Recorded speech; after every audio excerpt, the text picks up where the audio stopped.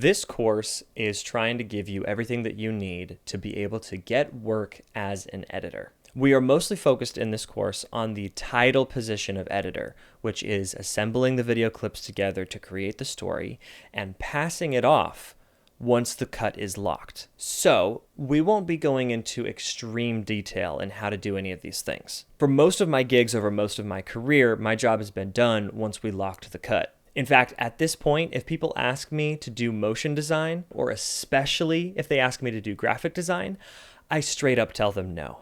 Because I know that they'll get a way worse product and they'll have to pay me way more money. And it's not worth it for either of us for me to do it. I just don't have the expertise. So there's something to be said for understanding your skill limits and not taking something too far beyond what you feel comfortable doing. However, there are a lot of reasons why it's nice to have at least a basic understanding of color and sound. When you're just starting out and you're trying to get your first gigs, it's likely that there'll be smaller teams with smaller budgets, and you'll probably have to do some of these things. There very well could be situations where a basic understanding of color and sound could be the difference between getting hired to edit or not. If you understand better what the sound designer and the colorist are going to do, you can move that direction a little bit and make suggestions, essentially. You can get closer to what the director wants so that you don't have to use quite as much imagination. If you want to make your own stuff, it's obviously super helpful. And finishing editor is an official job title.